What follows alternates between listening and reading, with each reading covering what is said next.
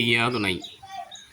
ஆயிரம் நாட்டு கொடிமுடியையும் உடைத்து துவரையும் பதியுதித்து அரசால வருவதும் எங்கள் ஐயா. சிவ சிவ சிவ சிவாரகரா ரகரா. ஆயிரம் நாட்டு கொடிமுடியையும் உடைத்து எங்கள் ஐயா துவரையும் பதியுதித்து அரசால வருவதும் எங்கள் ஐயா. சிவசிவா சிவசிவா அரகரா அரகரா. இந்த உலகில் ஆயிரம் நாட்டு கொடிமுடியையும் உடைத்து ஒவ்வொரு நாட்டிலும் ஒவ்வொரு முறையாக மக்களை அரசாட்சி செய்து கொண்டிருக்கிறது.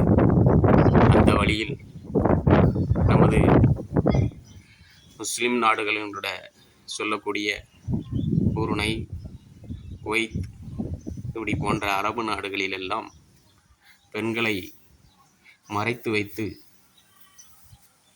அவர்களை அடிமைப்படுத்தும் எண்ணமாகவும் போதைக்காகவும் மன்னர்களுக்கு ஒரு நீதி, குடிமக்களுக்கு ஒரு நீதி என்று வாழ்ந்து கொண்டிருப்பார்கள். அதேபோல் குளிர்கால நாட்டில் கிறிஸ்தவர்களுக்கென்று ஒருவித ஆட்சி நடந்து கொண்டிருக்கிறது. அங்கு பெண்களுக்கு திறந்த உரிமையை போல் உரிமை கொடுத்திருப்பார்கள்.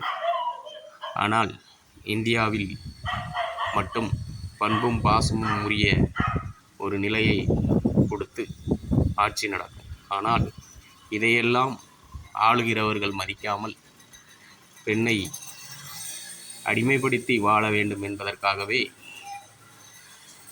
ஆயிரம் நாட்டு கொடிமுடியாளர்களும் பெண்ணின் இச்சையினால் அந்தந்த நாட்டில் அந்தந்த சட்டத்திட்டத்தை வகுத்து வந்துள்ளார்கள். இப்பொழுது மக்களவை இருக்கிறது என்றால் 545 சீட்டு போதும் காணாது 850 சீட்டாக்க வேண்டும் என்றால் இன்று 300 சீட்டுகள் அதிகரிக்க காரணம் நடிகைகளுக்கு போட்டியிட, எம்பி தேர்தலில் போட்டியிட சீட்டு கொடுக்கப்பட வேண்டும். இப்படி ஒவ்வொரு விதத்திலும் மக்களுக்கு சேவை செய்யும் மனம் இல்லாமல் மக்களுடைய உழைப்பை திசை திருப்ப நடனக்காரிகளுக்கும், நாட்டியக்காரிகளுக்கும், சினிமா நடிகைகளுக்கும் முன்னுரிமை கொடுத்து அந்த ஆட்சியாளர்கள் மறைமுகமாக சொகுசான வாழ்க்கை வாழ்கிறார்கள். இப்படி ஆட்சியாளர்களுடைய பிடியில் இருந்து இந்த உலக நாட்டு 1000 நாடு இருக்கிறது என்பார்கள். அந்த 1000 நாடுகளிலுமே இப்படிதான் ஆட்சி முறை மாறிவிட்டது. முன்பு கடல் நீரில் தரையை பார்த்தால் முத்து தெரியும் என்பார்கள். அந்த அளவுக்கு ஆட்சி சுத்தமாக இருந்தது. இப்பொழுது வேறு விதமாக ஆட்சிகள். எம்எல்ஏலுக்கு கார் கொடுக்கிறார்கள், டிரைவருக்கு சம்பளம் கொடுக்கிறார்கள். ஆனால் அவர்களால் எந்த பயனும் கிடையாது. எந்த ஒரு தொகுதியையும் அவர்கள் சுற்றுவனம் செய்து நல்ல திட்டங்களை வகுப்பதும் கிடையாது.